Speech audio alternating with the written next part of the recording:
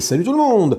Petit message informatif avant le début de cette vidéo. Si vous souhaitez soutenir la chaîne, eh bien c'est très simple, hein, vous pouvez lâcher un merci sur cette vidéo, si vous en avez l'envie bien évidemment, et si le contenu vous plaît.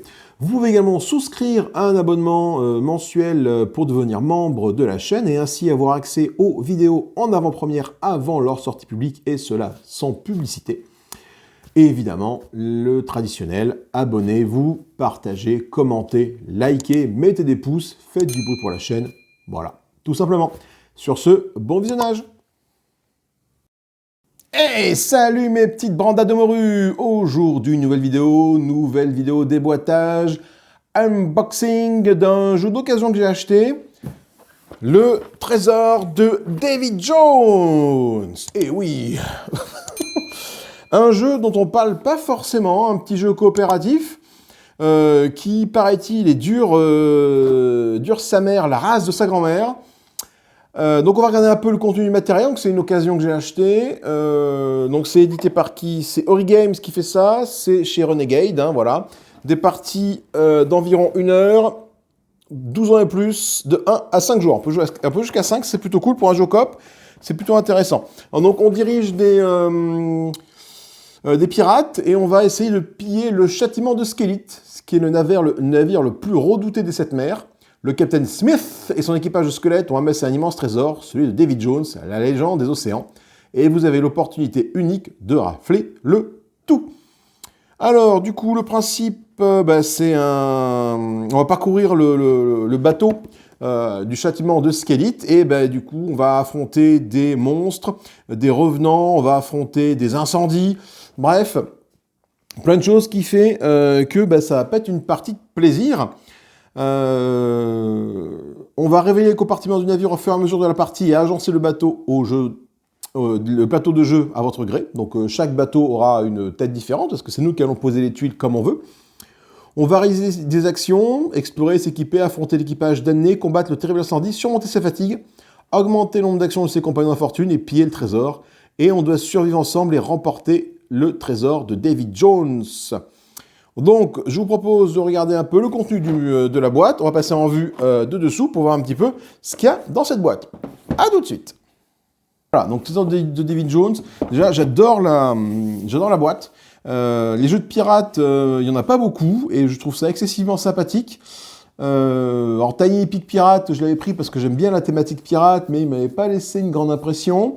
Après, en jeu de pirate, je me rappelle putain, quand j'étais petit, je jouais à Canon Noir. C'est à Canon Noir, hein, il me semble, ouais.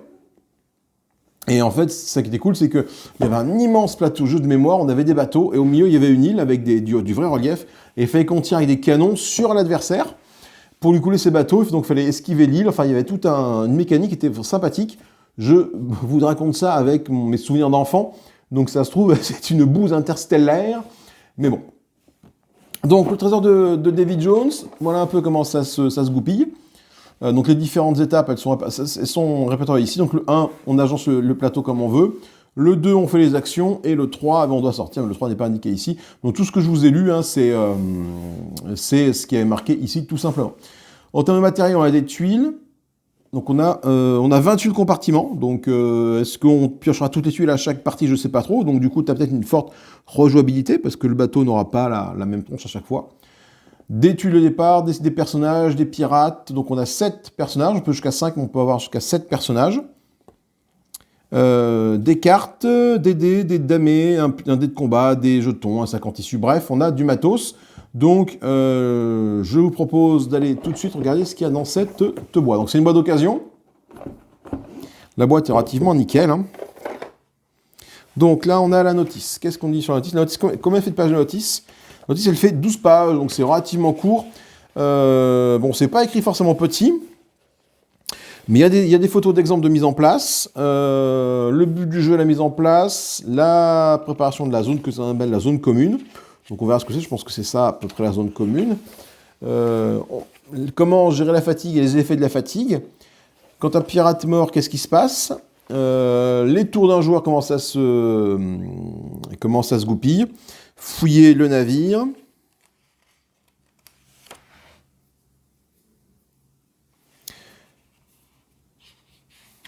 Je regardais quelles étaient les conditions de défaite, en fait. Où est-ce qu'on voit les conditions de défaite? Parce que déjà, j'en vois une ici. C'est un jeu où il y a beaucoup de conditions de défaite pour une seule condition de victoire. Dans les rares cas où il y a tellement de morts qu'il ne reste plus de cartes personnages, le joueur perd de la partie. Voilà, je pense que quand tu meurs, en fait, tu repars avec un autre pirate sur tous ceux qui sont disponibles. Mais si jamais tu n'as plus de pirates, ben, tu perds la partie. Donc le positionnement des tuiles, les actions pirates que tu peux réaliser. Donc il y en a pas mal. Marcher, courir, combattre, éliminer un damné, changer de carte objet, boire du rhum, ça c'est important, boire du rhum. Le châtiment de Skillit qui est ici, voilà. On nous parle des effets d'incendie avec les dés d'incendie.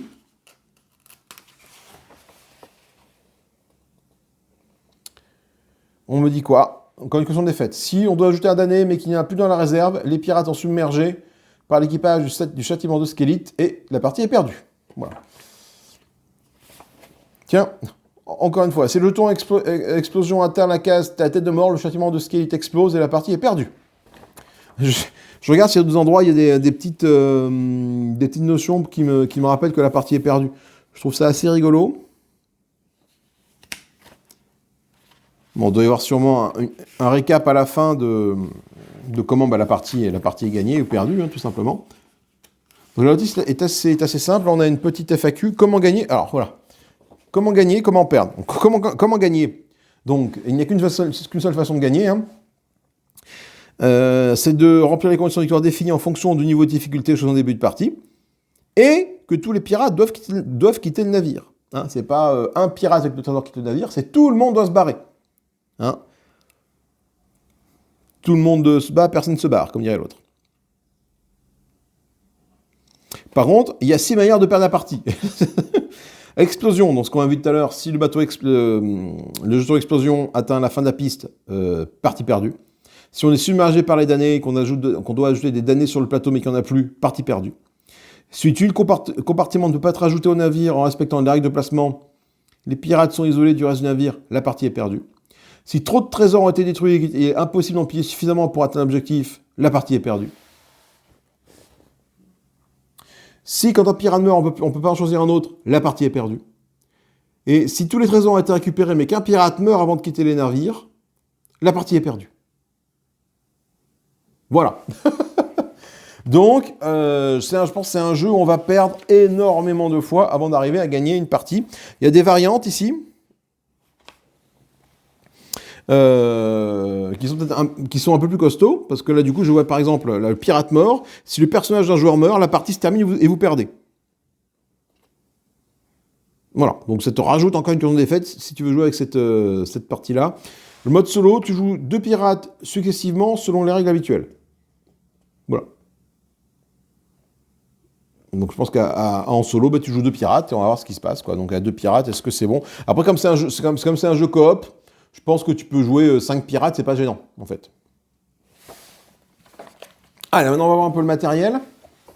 Donc là, nous avons les fameuses... ça, c'est quoi? Ça, ce sont les plateaux de joueurs avec cadran et piste de combat. Donc là, on a un cadran de fatigue qui est ici. Donc je pense qu'on part de là. Quand on arrive ici, à mon avis, il se passe un truc pas rigolo parce que c'est la tête de mort. Là, il y a des valeurs de dés. Voilà, donc tant qu'on est là-dedans, 5. Je sais pas exactement, je connais pas les règles, donc du coup, voilà. Là, on a la piste de combat. Ça, c'est pour gérer la fatigue, c'est pour gérer la piste de combat. Ok, donc chaque joueur a son cadran, donc il y en a 5. Voilà, donc il n'y a pas de couleurs différentes, parce que chaque joueur aura ça devant lui. Nous avons quoi? Nous avons ici, nous avons, ça c'est quoi cette merdouille? C'est une tuile de la piste d'explosion. Voilà, c'est la piste d'explosion. Donc là, effectivement, là tu as une petite tête de mort ici, donc elle est comme ça. Donc là, tu vois les petits radeaux qui arrivent. Quand la piste arrive là, bah, bouf, ça explose. Qu'est-ce d'autre comme matériel? Nous avons des tuiles ici, donc on a des tuiles pour le bateau ici, avec des tuiles de départ. Alors comment est-ce qu'on reconnaît une tuile de départ d'une tuile pas de départ? Ça, je sais pas. Pour l'instant, je ne sais pas reconnaître des tuiles. Est-ce qu'elles ont un dos différent ou pas, les tuiles de départ?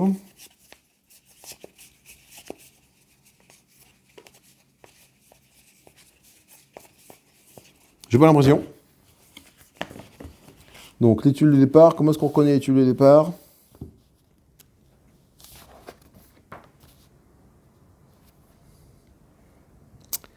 Euh,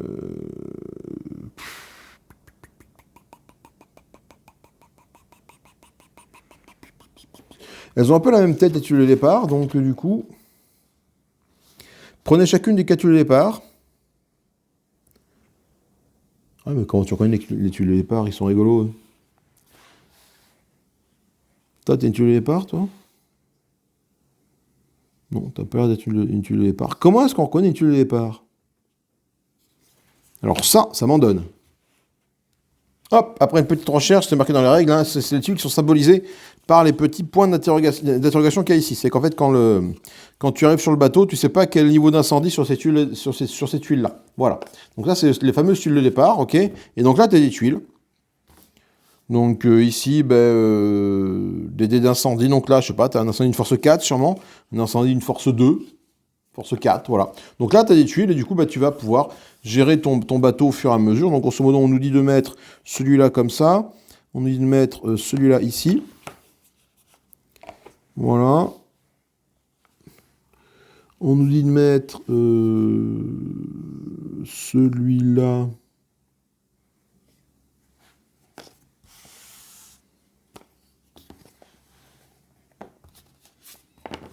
J'essaie de comprendre, hein. Celui-là, il a l'air d'aller comme ça. Après, il faut que je regarde les règles de placement, parce qu'il y a des petites pastilles un peu partout ici, qui doivent m'indiquer comment placer sûrement mon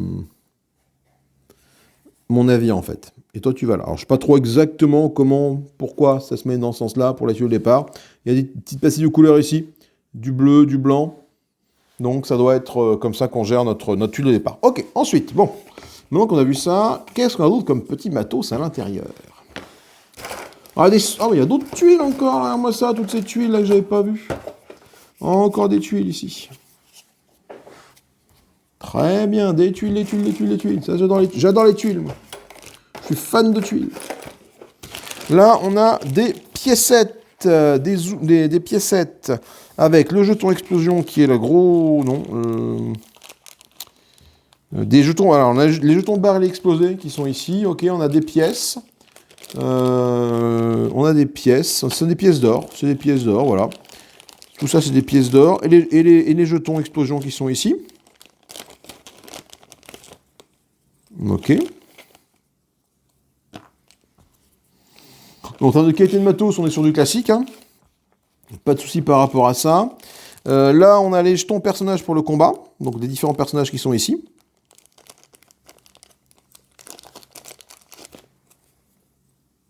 On verra après les cartes personnages. Parce qu'on a les cartes, et on a des figurines, ça c'est cool, je vais peut-être pouvoir les peindre ces petites figurines-là. Ça pourrait être rigolo. On a ici des pions d'année. Ah non, ça c'est les jetons action, ça, d'accord, c'est pas les pièces d'or, c'est les jetons action. Ok, oui, enfin ça correspond à les pièces d'or. Là on a les jetons des damnés. Alors ce qui est un peu dommage, du coup, c'est que ils auraient peut-être pu mettre des figurines, mais vu le nombre de jetons qu'il y a, ça en aurait fait énormément de figurines, du coup le jeu aurait été beaucoup plus cher. Et après, est-ce que tu aurais pu mettre autant d'années que tu veux là-dedans? Bon, certains jeux le font, c'est pas un souci. Mais c'est vrai qu'avoir des petits zombies ou des petits squelettes, ça aurait été assez rigolo. On a des dés qui sont ici. Le dé de combat. En rouge, les dés incendie. Il y a 12 rouges et 12 jaunes. Voilà. Les dés sont plutôt jolis par contre. Ce sont des petits dés. Ils sont un peu nacrés. C'est plutôt joli comme dé. On a dans cette poche, on a normalement des jetons. Ici, recto verso, on en a une vingtaine. Des jetons événements. 2, 4, 6, 8, 10. 2, 4, 6, 8, 10, ok. Donc des jetons événements, donc avec des petites trappes là, donc quand tu la retournes, il se passe quelque chose. Ici, c'est une trappe, tout simplement, il n'y a pas d'événement, pardon. Ici, là, sous ce jeton trésor, quand tu le retournes, tu trouves... Tu trouves des squelettes. Donc là, c'est du damné ou des squelettes? Ça, c'est squelette, c'est un garde. Ça, c'est un garde. derrière le rhum, là, tu as des squelettes. Et derrière les sabres, tu as également des petits squelettes. Donc à voir après comment ça se joue, bien évidemment.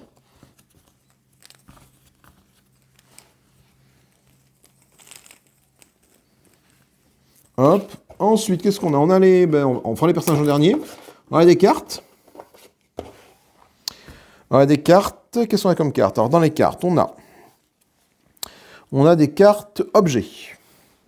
Bouteille de rhum, dague, pistolet, un seau, une couverture, un sabre de sabordage, une boussole. Donc ça, c'est les 7 objets. 5, 6, 7. Voilà, sachant que c'est pas un jeu à équipement. Hein. Quand tu commences avec un pirate, tu commences avec un objet parmi les 7. D'accord. Ensuite, là, on a les cartes de...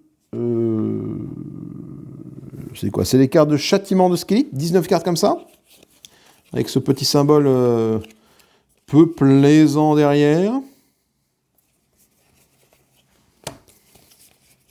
Les cartes sont très jolies.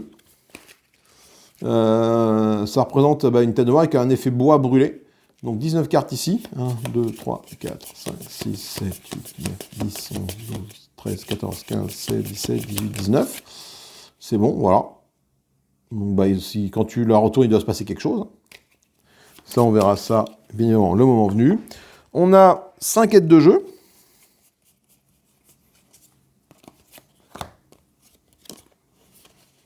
Voilà, qui sont ici, qui t'expliquent un petit peu, du coup, pour chaque personnage, enfin, voilà, pour chaque joueur, comment calculer la force de combat totale contre la force d'un ennemi, et les actions que tu peux faire, et quand tu transportes un trésor, ce que tu peux faire. Donc là, c'est les actions que tu peux faire, et ça, c'est les actions que tu peux faire quand tu transportes un trésor.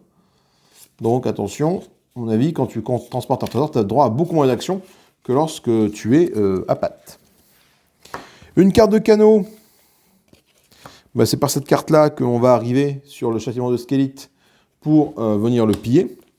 Et les cartes de personnages qui sont 7. Donc on va avoir, je vais prendre directement les personnages ici, et on va les sortir les uns après les autres. On a Gus Garrett le Sombre. Alors Gus Garrett le Sombre, à quoi il ressemble Gus Garrett le Sombre? J'ai envie de dire, ils ont un peu tous la même tronche, les personnages. Gus Garrett... Ça m'a l'air d'être toi, Gus Garrett sombre, qui est ici. Est-ce que je peux mettre ça sans souci ou pas? Dedans, oui. Oui, bon. Les socs, finalement, ça sert pour repérer ton personnage, mais je pense en peignant directement la couleur du truc, on devrait s'en sortir. Gus Garrett sombre, donc les figurines sont correctes. On a bien sûr vu mieux en termes de qualité de figurines. Après, à peindre, on va voir ce que ça donne, si j'y arrive ou pas. Alors, typiquement, qu'est-ce qui fait Gus Garrett sombre? Lorsque on est dans un compartiment avec un squelette, on peut le faire fuir dans la direction de son choix. D'accord. On a le terrible Barbe Blanche. Alors, Barbe Blanche, à quoi tu...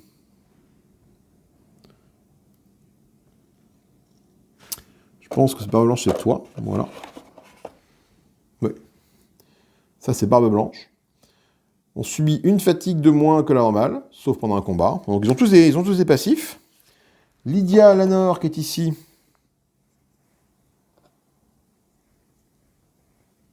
Elle a un chapeau, donc je pense plutôt à toi. Voilà.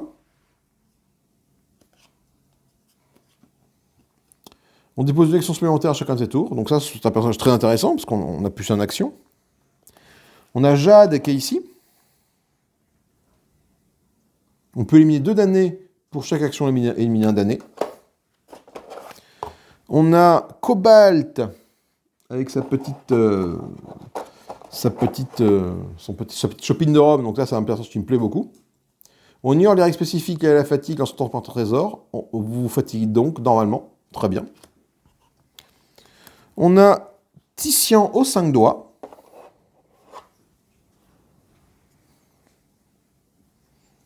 Pourquoi? Tout simplement parce qu'il lui manque une main. Lorsque vous piochez une carte châtiment, vous pouvez en prendre 2, choisir une et remettre l'autre dans la pioche.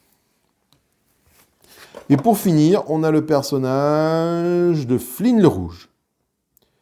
Et on peut diminuer le niveau d'incendie des compartiments adjacents en plus de celui à laquelle vous vous trouvez. D'accord. Donc chaque personnage a sa petite caractéristique, ce qui rend le jeu, ma foi, asymétrique. Donc ça me paraît fort sympatoche, tout ça. J'aime beaucoup ce que je vois. Alors du coup, ça, comme tous les jeux avec terraformage, là maintenant, il faut que j'arrive à remettre les figurines au bon endroit. Ce qui va pas être forcément évident, mais... Non, toi, tu n'as pas l'air d'aller là, parce que ton épée dépasse. Je dirais toi ici, et toi là, voilà. Oh, du premier coup, j'ai réussi à la mettre au bon endroit, voilà. Donc il va falloir les peindre, il va peut-être même falloir que je mette ici des petits autocollants pour me rappeler quels sont les personnages, parce qu'en fait, il n'y a pas de quoi les distinguer ici. J'ai en train de me dire, est-ce que j'ai une couleur particulière de socle? Toi, par exemple, je filme le rouge, je peux me mettre en rouge, sauf que toi, tu es peut-être un socle en orange, toi, tu es plus dans le gris, toi, tu es plus dans le vert, violet, noir, éventuellement, et toi, barbe blanche, blanc, éventuellement, voilà.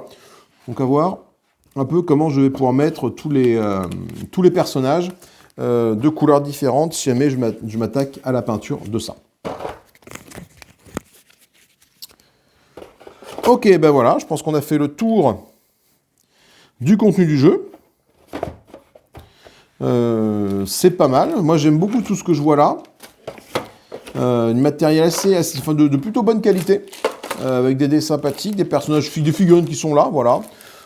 Effectivement, on aurait peut-être avoir des figurines en plus pour les damnés et les squelettes, mais du coup, ça aurait fait un jeu, je pense, beaucoup plus cher et beaucoup plus lourd à sortir. Tandis que là, on est vraiment dans un jeu minimaliste. Tiens, bah ça va là, c'est bien fait ça. Un jeu minimaliste en termes pas d'équipement, de base ici. En termes de matériel, et c'est plutôt une bonne chose. Voilà, bah écoutez, tout simplement. Allez, maintenant j'ai hâte de me mettre à bosser un peu les règles, et pour vous présenter une partie aussi vite que je peux. Prout, fait la boîte. Allez, sur ces bonnes paroles, je vous retrouve en vue dessus pour débriefer. Moi, même si je viens de le faire, on va leur faire un petit tour. A tout de suite. Donc, première impression plutôt positive hein, sur ce trésor de David Jones. Après, il a la réputation d'être un jeu très très dur. Hein. Tu passes plus de temps à perdre qu'à gagner. Donc, est-ce qu'il va rester longtemps dans la bibliothèque? Est-ce qu'il va plaire à la maison? Est-ce qu'il va me plaire? Je pense que oui, déjà le thème me plaît beaucoup. Donc, je vais lui laisser bien évidemment sa chance.